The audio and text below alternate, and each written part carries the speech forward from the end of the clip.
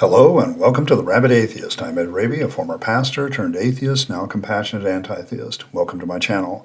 Feel free to like or dislike the video as you see fit, so feel free to hit those buttons. Feel free to comment below, and I would appreciate it if you'd subscribe to the channel and hit your notification bell for more content as it's released. You're also free to share my videos as much as you like because the purpose of this channel is educational in regards to atheist and deconversion issues and any issues related to these issues. A hearty shout out to the Rabyd Nation. Join the nation by hitting that subscribe button. And if you want to support the channel in a more tangible way, hit the join button and your membership options for citizenship in the Rabyd Nation will be presented to you. Today I'm reviewing a video I've seen several times, reacted to by several other atheist channels, where Pastor Joe in his channel kind of gives this advice to his flock on how to witness to an atheist. And I became interested in this kind of thing because as somebody who has actually a ministry degree as well as a biblical studies degree, and I look back at things as now a former pastor turned into an atheist, these kind of advice videos kind of always interest me into, so I'm going to review it on a couple of things. Number one, is this going to really be all that effective? And two, what kind of nonsense are we going to talk about here? Because as Christopher Hitchens said, you never know what theists are going to say. And so it's always nice. I mean, I'm kind of boring, to be quite honest. My answers to a lot of these questions are the same over and over again. And, in that respect, I think the reason people listen to atheist channels is because they want to hear the other side. But let's see if Pastor Joe has any kind of real advice to give to his flock about atheists and what kind of misunderstandings he has about atheists, because I know that he has several. So without further ado, we'll let Pastor Joe introduce his video. I am so pumped to be talking about today's questions. It is one of my favorite ones, and I'm going to share my secret weapon with you. So hang on to your hats for that, and we'll get into it. But let's look at how to witness to an atheist. And like I said, I'm going to share my secret weapon with you on this from the Bible that I think is really going to change the way you approach atheists. But if you came here looking for help, you're trying to witness to an atheist, I'm glad you're here. Let's talk about it. Well, Pastor Joe starts off with, this idea of a great secret weapon that he's going to have against atheists. And I'm wondering, A, if this secret weapon, when I first watched this video, I was wondering, is this secret weapon, A, all that secret, and B, is it going to be effective? As somebody who has degrees in this stuff, I have a bachelor's degree in biblical studies and ministry and a master's degree in theological studies. And I spent 20 years as a pastor trying to come up with effective ministry techniques and how to reach people that were lost. I did some of this stuff. So I'm very interested to see if Pastor Joe is giving us anything different or if his secret weapon actually isn't all that secret. I guess we'll find out, but here we go. So, jumping right into this, an atheist is someone that doesn't believe there is a God. That is the definition of an atheist. But let me tell you something that you need to understand going into. And I don't suggest you start a conversation with this, but it's knowledge that you need to interpret this well. First of all, as I like to tell people, the A in atheist stands for angry. Here's the thing. No one doesn't believe there's a God. In fact, this is why we don't have anti-leprechaun or anti-unicorn clubs, because everyone knows leprechauns and unicorns don't exist. And so we don't create whole social clubs and organizations dedicated to letting little girls and little boys know that there's no such thing as unicorns. There's no such thing as leprechauns. This is why Santa Claus doesn't make half the people mad. We know he doesn't exist. Yeah, sure, he distracts from Jesus, but he doesn't exist. He's not real. And we don't have organizations dedicated to spreading information about how it's not real, writing books about how they're not real, because they're not real, and we all know that. The fact that you're mad at something, the fact that you're against something is actually evidence that it exists, which is kind of hysterical backfire for the whole atheist worldview. They wouldn't be upset about this. They wouldn't be talking about this if it wasn't real, so that's a really fun fact to start your day off with, the reason they're mad about it. Well, at least he gets right away the definition of atheism right. Okay, it is a non-belief situation where people do not believe that there is a God. Some people make the claim that there is no God. So there's two types of atheists. But all of us are dominated by our belief that there is no God. We don't believe that there is a God. And you get that right and then immediately flame out. The angry atheist, the A in atheism doesn't stand for angry. Okay, I know a lot of atheists who aren't angry. They're certainly not angry at God, if that's your insinuation. I'm not angry at much of anything anymore, regarding. I'm very saddened most of the time by religion and things like that and belief in God, but I'm not angry about anything anymore. I went through my angry atheist phase while I was still in the pulpit, so I guess, you have to do with that what you're going to do. But this angry atheist thing is horrible ministry advice, because if you automatically assume that the atheist you're dealing with is just angry, then you're creating a straw man that may not exist. And if this is your advice to your flock, then I would say that they're going to run right into a buzzsaw. Because a lot of atheists aren't atheists because they're angry at God. They, first of all, don't believe God exists, okay? Your presupposition, which you're going to get into in deeper, and I'll get into deeper later in the video, that everybody actually believes is quite insulting, actually. And it's not, you're basically claiming to know something about what's in somebody's brain and what's in their belief system, and you can't know that. Okay, the only person you can know their actual thoughts and feelings about things is yourself. And to make the assumption right out the gate that, that atheists are angry is setting yourself up, because what you're going to set your people up to do basically is you got to figure out what their hurt and pain is so you can give this emotional faith answer to their emotional pain. I can already see where you're going with this. When I first watched this video, and I've watched it several times, I immediately saw that this is where you were going to go. I'm going to be honest with you. I think your technique here of claiming that every atheist is angry is more for your benefit than for, the actual witnessing to the atheist. I think your problem is that you don't want to admit that maybe the atheists have a point, that there is no God. And so you have to make their non-belief an emotional thing because your own belief in a God is an emotional thing. It's funny how you want to talk about, you venture into this, you wouldn't be angry about something that didn't exist. Well, there are flat earthers that are angry at globalists, okay? Does that mean that flat earth exists? I mean, I'm sure as a minister that, I've heard many missionary stories where they would go to, say, India, and the missionary would actually grieve and get angry and over all that stuff over the lost people of India, with all their gods and pantheons and how they're totally devoted to idolatry, and they get all angry and upset with that. The fact that they're angry and upset at that, does that prove that all the Hindu gods actually exist? I mean, I'm not trying to be rude, but there's a lot of people in various faiths that are angry at other people of other faiths because they see that other faith as a deception. Does that anger thus prove the existence of what they're angry at? This is a lousy piece of evidence, okay? Just because I have an emotion about something doesn't necessarily prove its existence. I can read an emotional fantasy story and get very involved in the characters and have emotional responses to certain characters. I can be angry at certain characters for being evil. I can be sad when a favorite character dies, and so on and so forth. Does that prove that those fantasy characters exist? I'm sorry, this is a bad argument, and quite frankly, it's a stupid one. It's not a fun fact. It's just basically a very dumb way of looking at it. Just because you're angry at something or have an emotion at something doesn't make it suddenly pop into existence. Okay, if you really take that to its logical conclusion, you can really see how bad of a stupid of an argument that is. It's just not a good way to approach an atheist to assume that because they're angry, something exists. Also, you misinformed about what a lot of atheists are angry about. We're not angry about God. We don't believe he exists. What we're angry about is how religion takes its tenets and tries to force them on other people through legislation, through law. Freedom from Religion Foundation, for instance, exists because people try to impose their religious beliefs in the public sector on others, and that's not a place for it.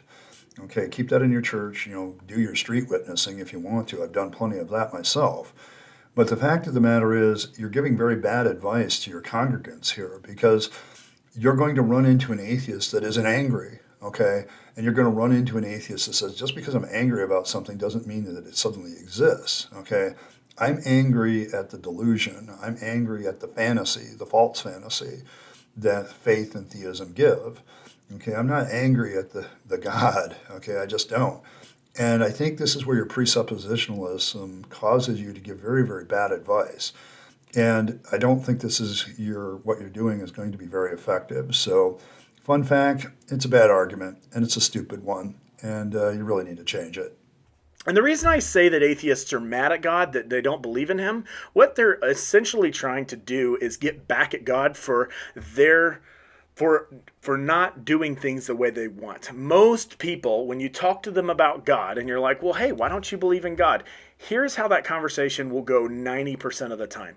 Well, if God was so good, why did bad things happen? So either he's not good or he's not powerful. What they do is they hit you with the problem of evil. Philosophical conundrum for a good while. If God is love, if God is good, if God is powerful, why do bad things happen in the world?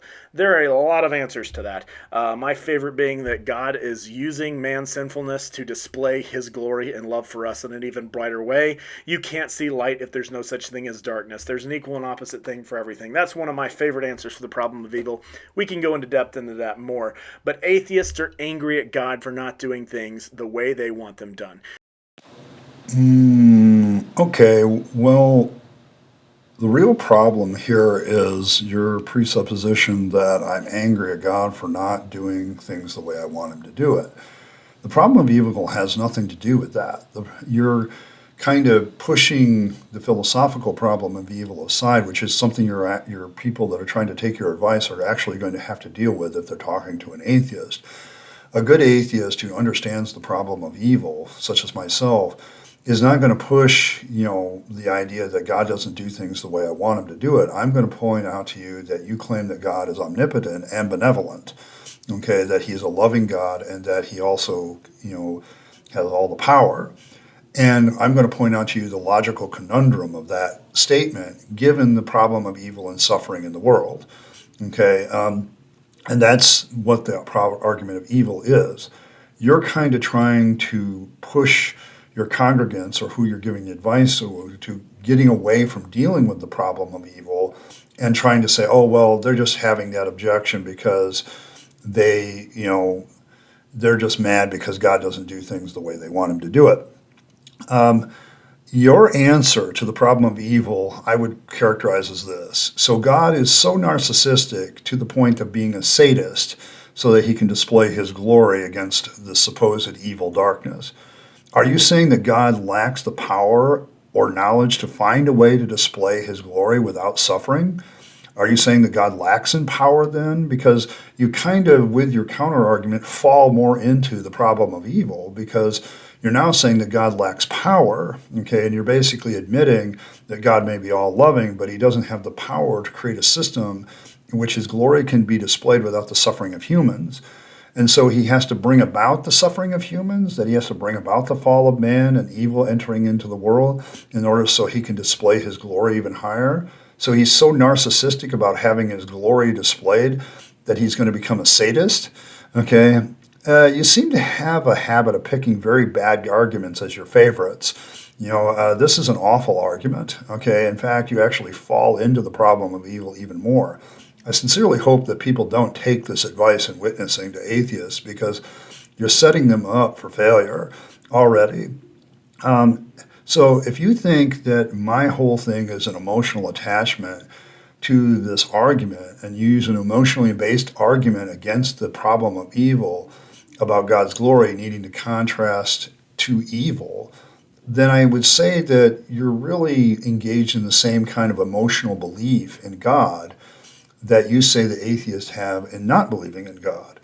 That you think that God does things the way that he should be done, and I think that he does things the way it shouldn't be done. But that's not the issue of the problem of evil. And I think your advice here to people who may have to encounter the problem of evil argument is very bad because you're really kind of causing them to fall more into it, basically saying, oh, so God's not omnipotent. He can't come up with a way to display his glory without suffering. He has to have suffering. So he has to bring about suffering, inflict suffering on people so he can demonstrate his glory against other things. That's an abusive person.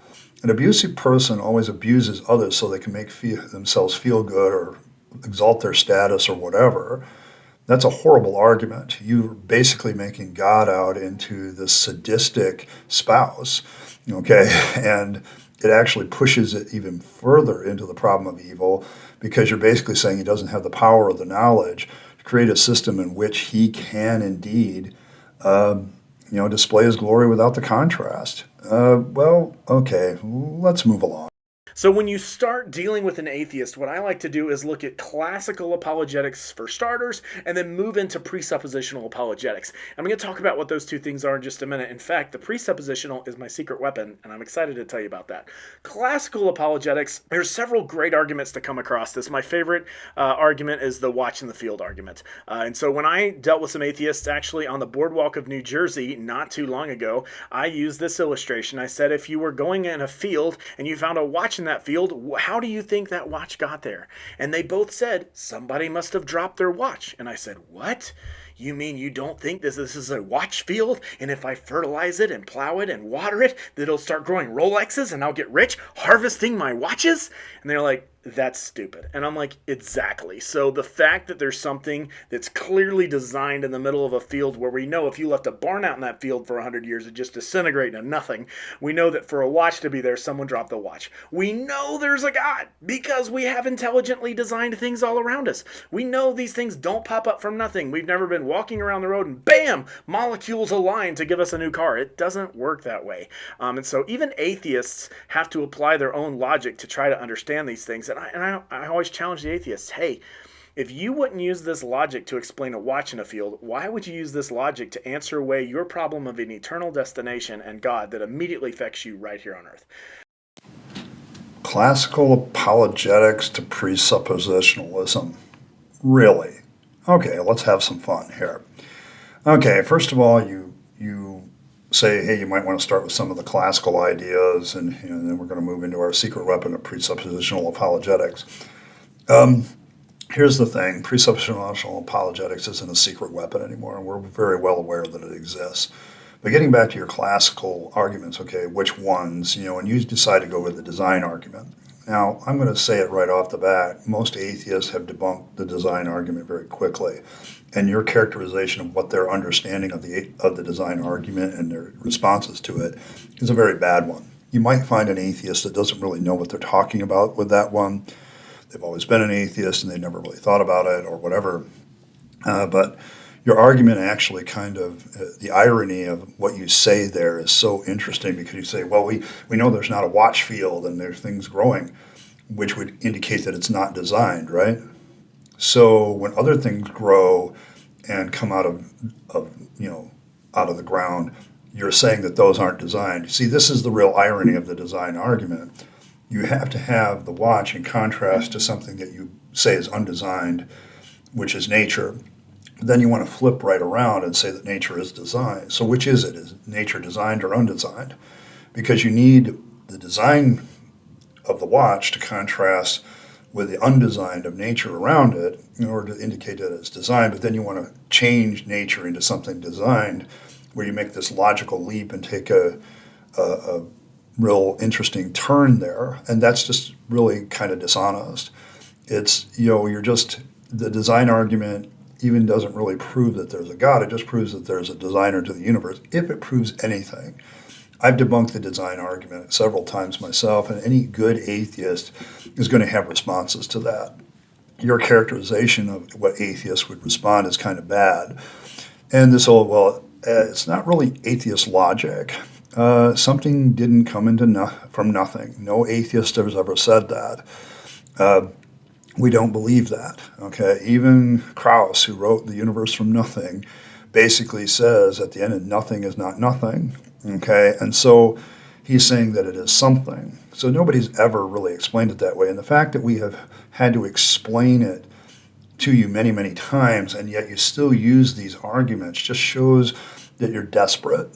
Okay, if you really want to be a good apologist, you would accept what the atheist says, and you would accept what the critics of your cosmology and things say, what they actually say, and then deal with that, but you don't. Nobody has ever explained how the universe came into existence as bam, and then it just happened, like you give the analogy of the car, just bam, and there it is. Nobody's ever said that. There's a passage of time with this. There's a whole bunch of processes that go on with it. We don't and never have just blow it off. Okay. Sorry, I have very good reasons that I have for believing the way the universe is. They're predictable, they're explainable, and they have good data behind them. Okay. Whereas the theist view is, ooh, poof, magic. Okay. And it's a nice little fantasy, okay, and an emotional thing. There was you're projecting a lot, okay, in my opinion, okay. But the one thing that you are is also doing is setting up your students for failure again, because you're creating the strong man of how an atheist is going to respond to your argument of design, and that's not the way most of us respond. Those of us on YouTube that have responded to the design argument have much more well thought out things than you're giving here. And you're kind of creating a straw man again. And creating straw mans and mischaracterizing what an atheist is a good way to get them not to listen to you. And you're setting people up to fail to even have a dialogue or a conversation at all. And they usually just kind of blow that off or whatever, and that's fine. That's their issue. But here's the secret weapon, and here's what I like to point people to. Number one is every atheist deep down actually believes two things. They know they have an eternal destination, and they know they are guilty before God. And this is your secret weapon because the Bible tells us about it in both of these verses. We know that the law of God is written on the heart of man. And we know that every man knows that he is destined for an eternity somewhere, and they know that deep down.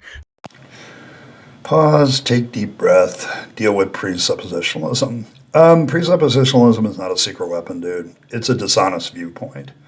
Okay, it's not being honest with yourself and your beliefs. Okay, when I was a theist, I recognized this and I disregarded presuppositionalism. If a basic assumption at that point, if the Bible has all the answers and the truth of God is everywhere, it should have no problem. Any viewpoint, any thought, any idea should have no problem with being challenged or creating a standard of falsifiability for those claims made by the Bible.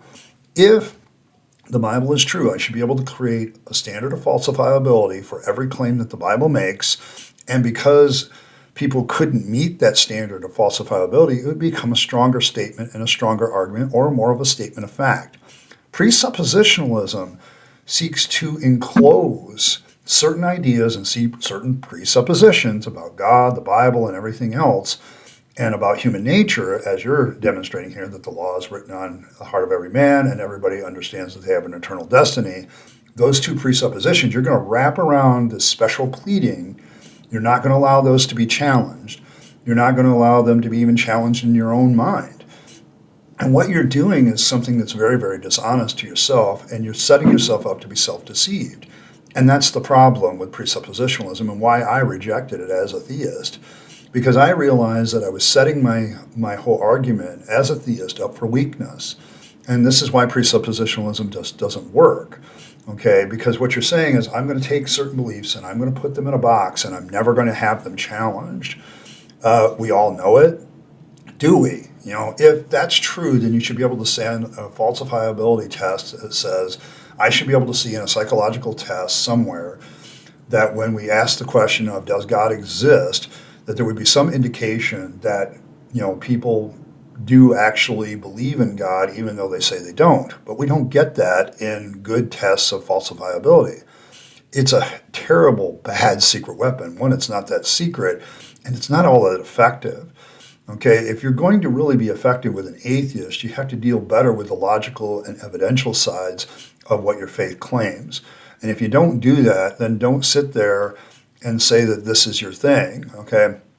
Even if that is what you believe. Let's say, even that is what you believe, that you truly, genuinely believe that these two things are true about atheists. You should never give this advice to your congregants, okay? Because even if you believe that the atheist really believes there's a God, who's really just angry at God, even if you really believe that they know that eternity is written on their hearts and they know that the law of God is written on their hearts, then you should still not tell your congregants that this is the way to witness to them, that this is the presupposition that they should have in their head when they're witnessing to an atheist. Because number one, it's going to set them up to fail, okay, in a lot of ways. that both of these facts suffer from the fact of the Bible tells me so. And so the atheist is going to say, I don't believe your book.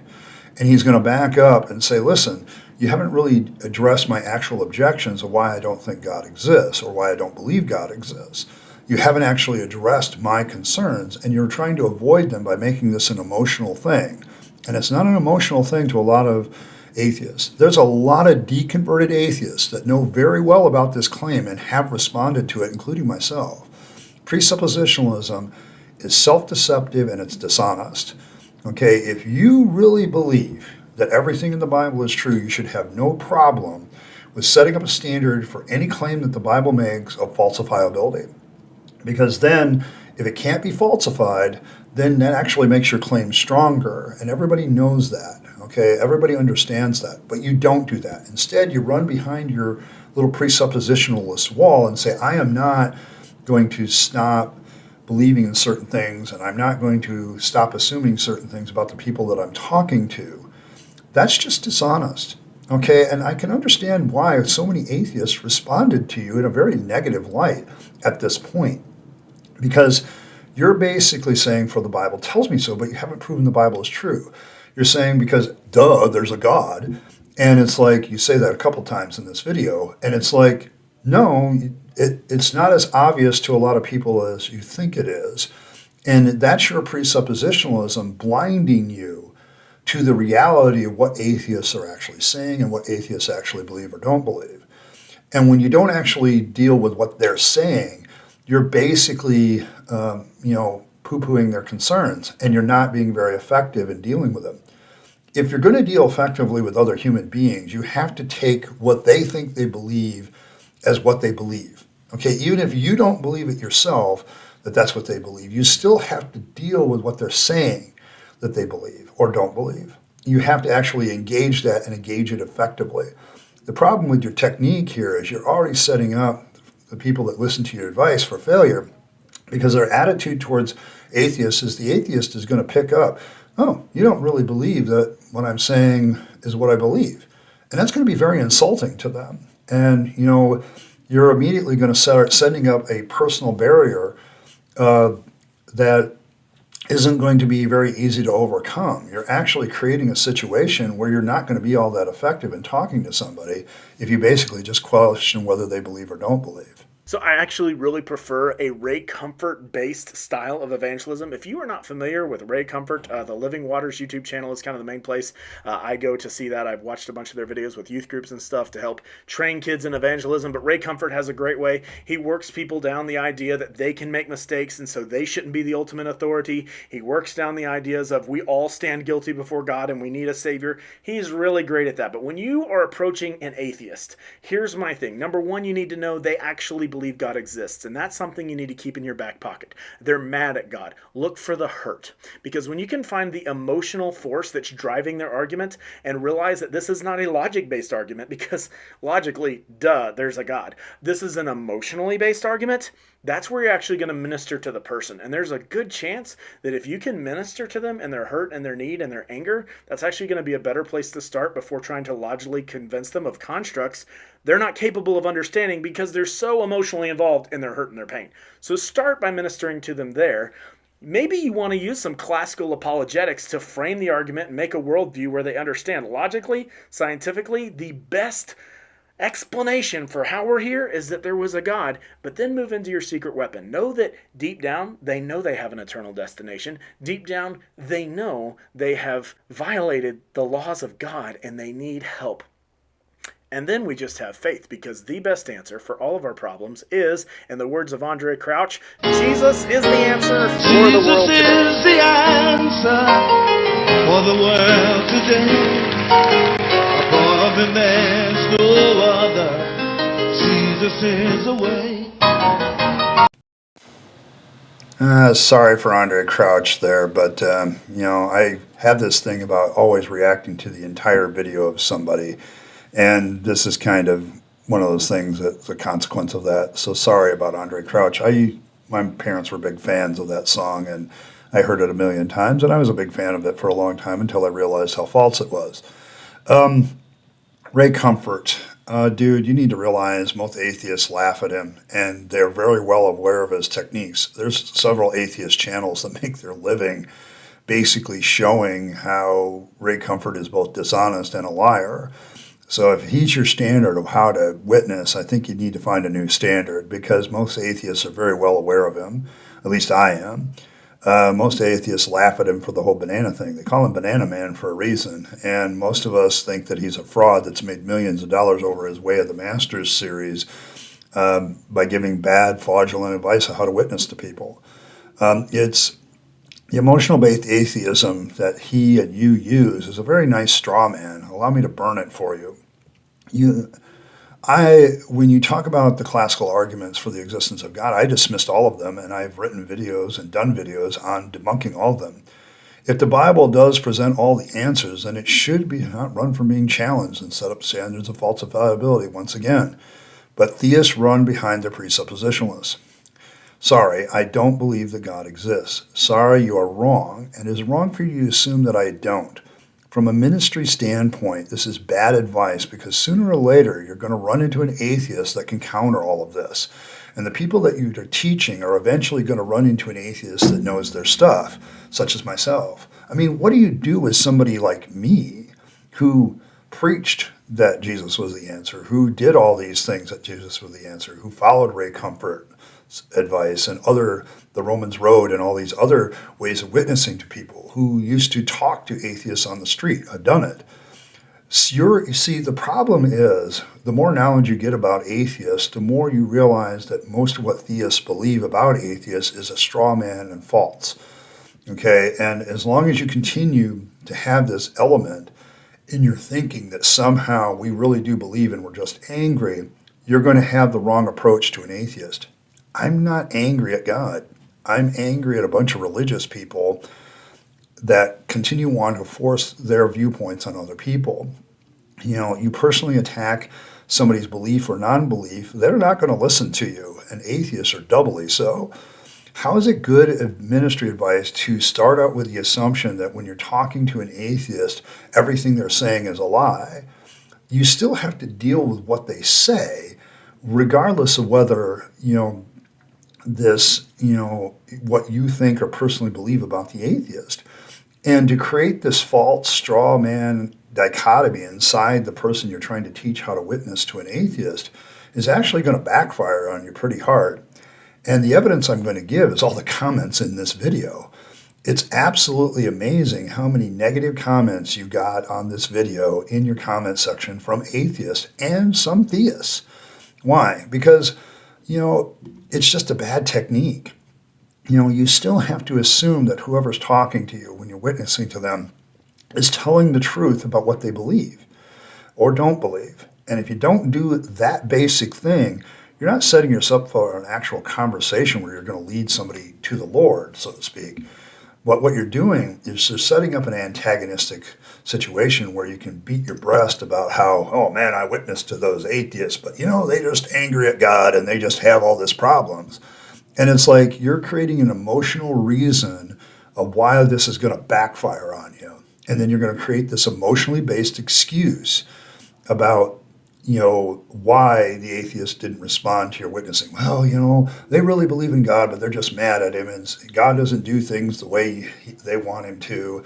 And so therefore, and you're sitting there saying that the reasons for atheism are emotionally based, while all of the time guarding people's emotions when this thing is going to backfire on them big time. And it backfired on you.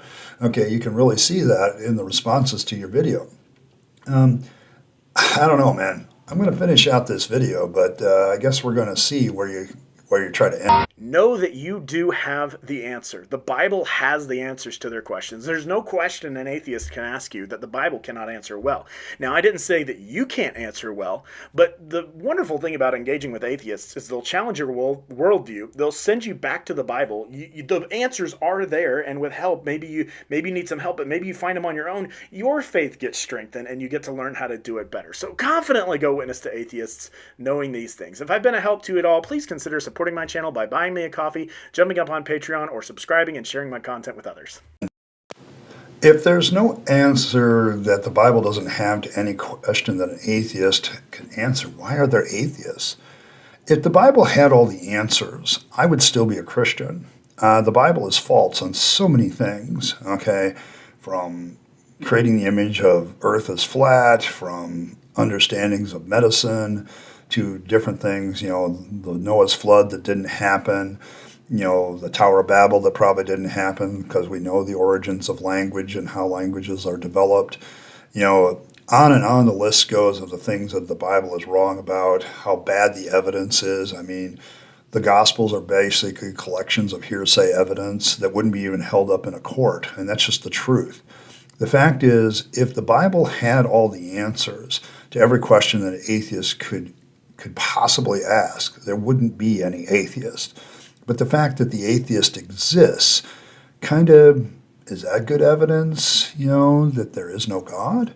See, it's this notion that you have about apologetics. I'm really going to be honest with you. I think the way you're teaching evangelism here is to kind of protect the person who is witnessing against hearing what the atheist has to say and actually genuinely consider it. Because you're basically protecting the person you're giving the advice to and says, well, if an atheist comes at you with good arguments and things like that or everything else, well, just remember that the atheist is just an angry person, that he really does believe in God. He really has the law of God on his heart, and he has an eternity understanding. He doesn't really believe what he's telling you. And so that creates a falsity. You're automatically setting up the person that is witnessing to believe that the atheist is lying to them about a whole bunch of things and not really giving them genuine arguments, but emotionally based lies. And what is that really going to protect? It's not going to really be an effective witnessing strategy. What it's really doing is protecting the person witnessing from really considering what the atheist might have to say. And that's just very deceptive.